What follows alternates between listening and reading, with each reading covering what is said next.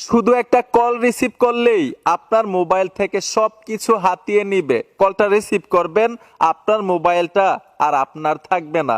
যার কলটা রিসিভ করছেন ওনার হয়ে যাবে। দেখবেন আপনার মোবাইলের লক উল্টাপাল্টা হয়ে গেছে, দিছিলেন পিন লক, হয়ে যাবে প্যাটার্ন লক।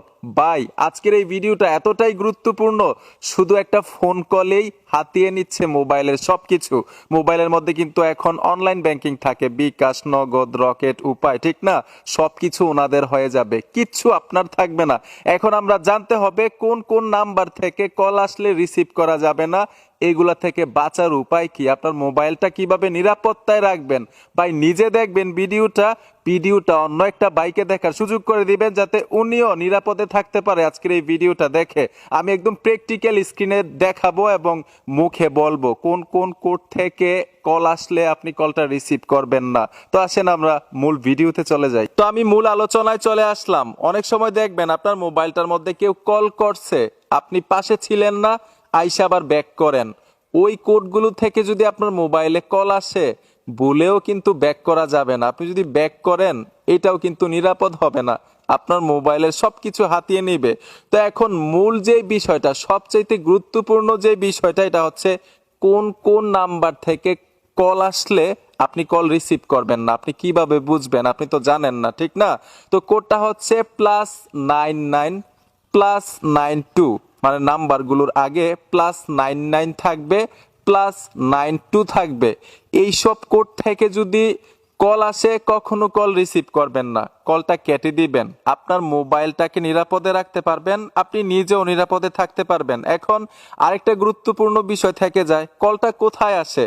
কন্ট্যাক্ট নাম্বারে আসে নাকি অন্য কোনো প্ল্যাটফর্মে আসে?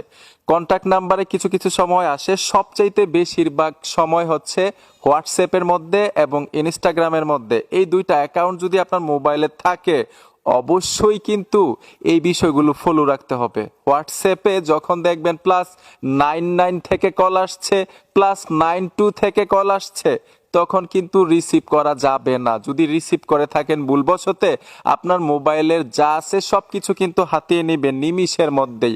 আপনি বুঝতেও পারবেন না, আপনার মোবাইল অন্য কেউ কন্ট্রোল করবে। আপনার মোবাইলে আপনি ফেস লক, ফিঙ্গার লক, যেই লক দিয়ে রাখেন না কেন, লক কিন্তু উল্টাপাল্টা হয়ে যাবে। ওনারা ওনাদের মতো লক করে দিবে, যাতে আপনি প্রবেশ না করতে পারেন আপনার মোবাইলের মধ্যে।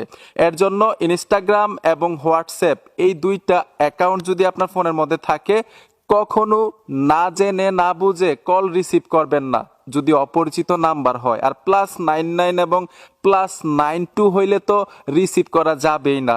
এই বিষয়গুলো কিন্তু অবশ্যই মাথায় রাখবেন।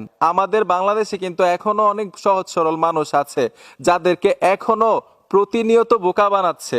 বলে, মানে ফোন দিয়ে বলে, আমি বিকাশ থেকে এরকম অফিসার বলছি, নগদ থেকে এরকম অফিসার বলছি, আপনার অ্যাকাউন্ট সমস্যা হয়েছে, আমরা মানে কিছুক্ষণের জন্য আপনার অ্যাকাউন্টটা বন্ধ রাখবো।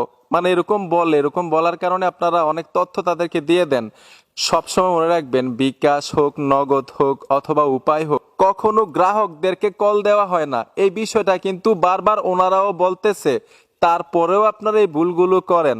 আপনাদেরকে কেউ ফোন দিলেই মানে তাদেরকে পিন টিন দিয়ে দেন। এক কথা হচ্ছে, অপরিচিত কেউ যদি কখনো ফোন দেয়, সে যদি বলে আমি এই আমি সেই, কখনো আপনি যাচাই বাছাই না করে আপনার ফোন থেকে কোনো পিন দিবেন না।